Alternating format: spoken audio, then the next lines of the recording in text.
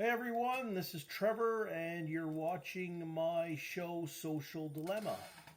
And today is part three in my series of leaving Canada and why I want to leave Canada. Now, today's Leaving Canada part three will be about healthcare.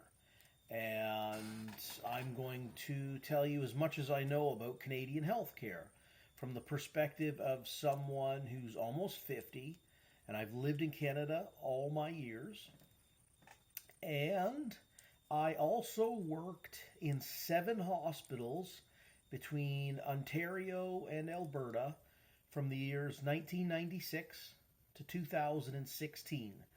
And most of those years were spent in various departments. I worked all throughout a hospital in a non-registered capacity in ERs, ORs, DRs, portering, food services, shipping, receiving. I was even a morgue attendant. So, I've got quite a bit of experience of working in the healthcare system. So I obviously, as someone who's used the healthcare system and someone who has worked in it. So I think I have a pretty good perspective on it. And so today I want to talk about healthcare and maybe blow out some myths. People will say, well, Trevor, because again, like I want to leave Canada for the United States. Now, I have a little bit of experience with the United States. I have some friends down there, and my family, except for my parents and my brother and some nephews and whatnot. All of my nephews actually live in the United States. So I do have a little bit of knowledge of what they tell me and some friends that live there as well. But I mean, I would like to hear more about the American healthcare system, but I'm going to compare it to what I have. So Canada healthcare system. Let's just say you are, whether you're a single person or your total household income between several people. Let's say it's $100,000. I'm just going to go with that number because it's a nice round number and it's a big number. But I think that if people with dual incomes, 100,000 is something to work with. And if you want to figure out the rest of the numbers, cut it in half. If 50,000 is your household income, 75,000, just work the numbers. So basically, here in Canada, if you make $100,000 a year, almost 28% of that, in every province it's going to vary slightly, 25 to 28%. But basically, somewhere in between there, around $27,000, $28,000 of that $100,000 is going to be taken from you in the form of taxation to go towards health care. Okay, whether you use that healthcare system or not, almost $28,000 of your $100,000 will be getting taken to go towards healthcare. And let me tell you, healthcare in Canada, that doesn't include everything about you, all the healthcare needs that you have. Okay, dental, you got to pay for that. Eyeglasses, okay, you have to pay for that. There's a lot of other surgeries that just aren't included in that. Being cosmetic and whatnot. So I see that as now. I see that as a waste of money. Okay, whether you like it or not, whether you use it or not. I made $100,000 last year, and 28,000 of that is being taken to the healthcare system, and I don't believe in that at all. Okay, what I would like to see is a healthcare system where I can check off everything that I want. Okay, because the needs that I have as someone who's almost 50 are completely different from someone who's 75. And someone who's 25, everyone's needs. You should pay for what you think you might need. Okay, and perhaps you can have insurance that's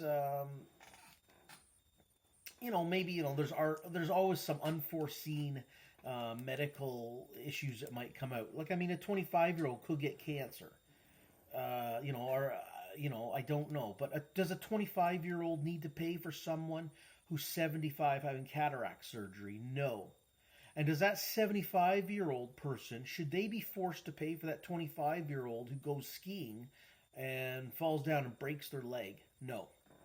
That's why every individual should have the freedom to choose what kind of health care they would like. Okay, like, again, my needs at 50 are completely different than what they were when I was 25. I didn't need glasses at 25 years old. Now I do. I would have liked to have had, again, but I have to buy anyways. I have to buy that anyways. I have to, and my dental plan right now is MasterCard. So, I mean, independent business operators right now, I mean, you got to buy all that stuff. So, and I am kind of, I guess maybe a risk taker on having some kind of insurance. But again, I should have the freedom to choose to take that $28,000 a year. And if I want to spend that much on health insurance, go ahead. Now, I've told that to some American people, and their minds are absolutely... If you can hear that's our dog just barking at the door. So they're blown out of the water, saying, "Wow, you have to pay that much money, about 25 to 28% of your income, whether you want it or not." And I say, "Yeah." So from what I've been told, people are like, "Look, if your employer in the United States can pick up some of your medical expenses, and then you could pay $600, $700, $800 a month." Because my concern was, hey, what if I had an employer that picked up some of it, or I'm a business owner, what could I get for $1,000 a month, for myself, my wife, and our daughter? Like, what could we get?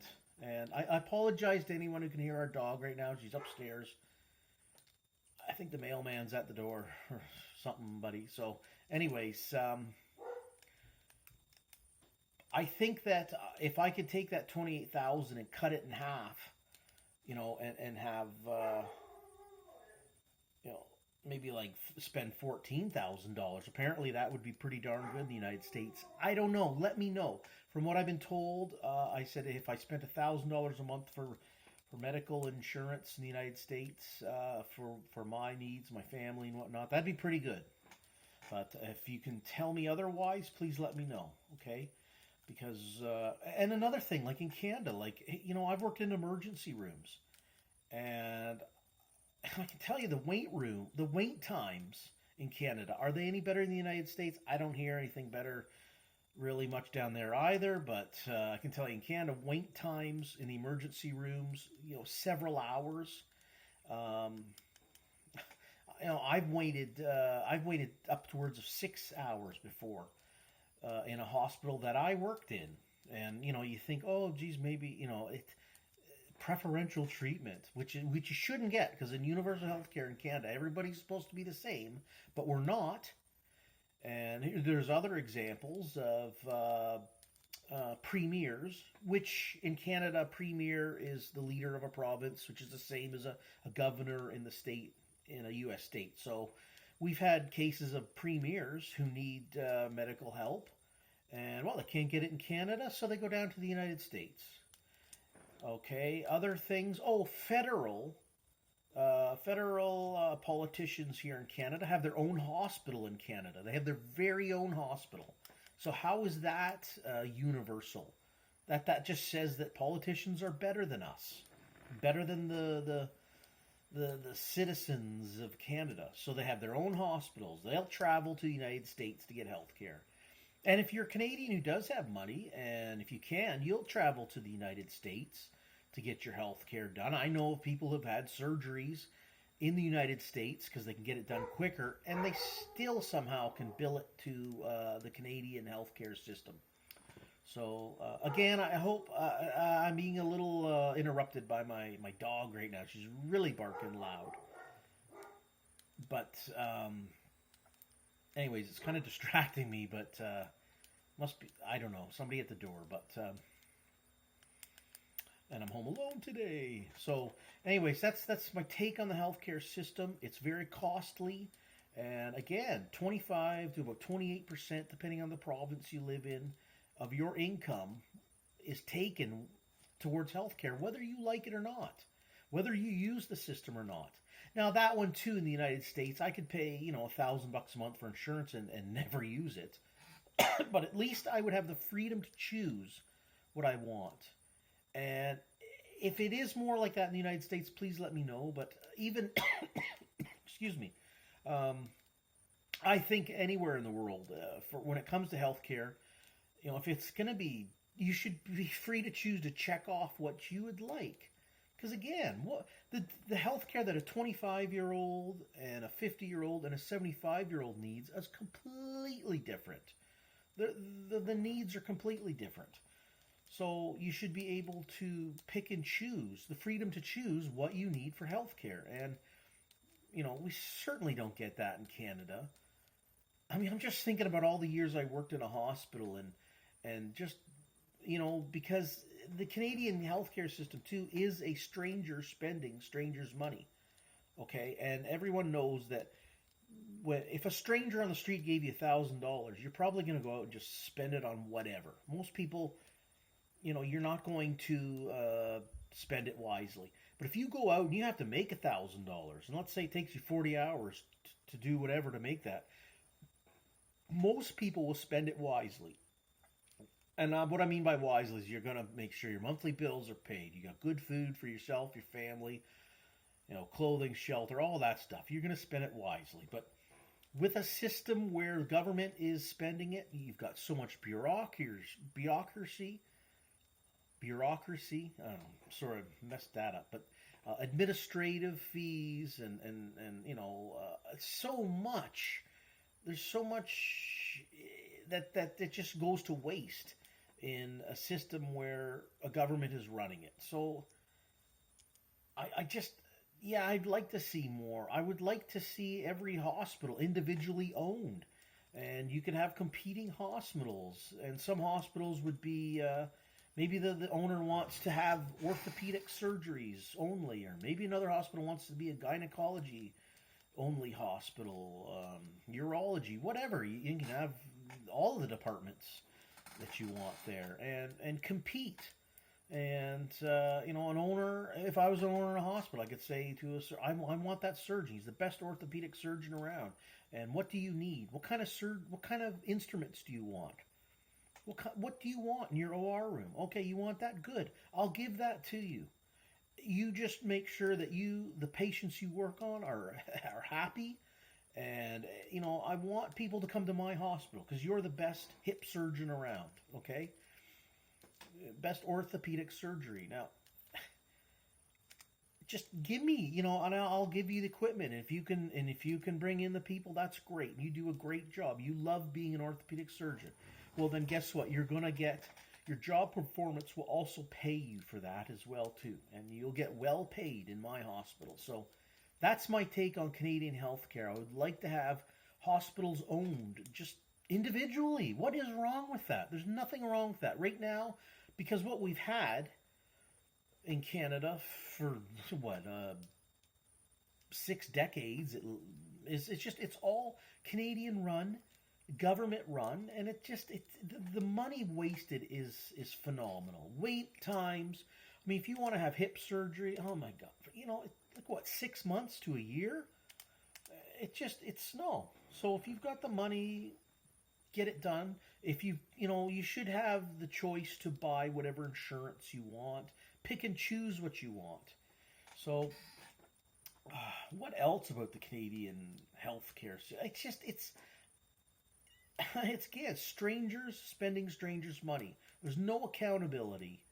And I mean, for $28,000 of your $100,000 you earn every year, you would expect I would expect good things when you need it, but you don't in Canada.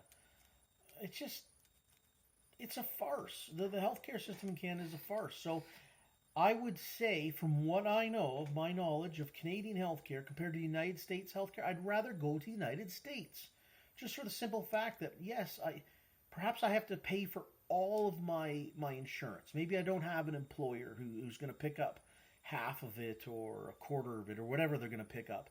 But from what I'm told, hey, I was told last week that if you have an employer and then for about another extra $600, $700, $800 a month, you can get pretty decent health insurance. And they are coming from people of my age group with same age kids and whatnot.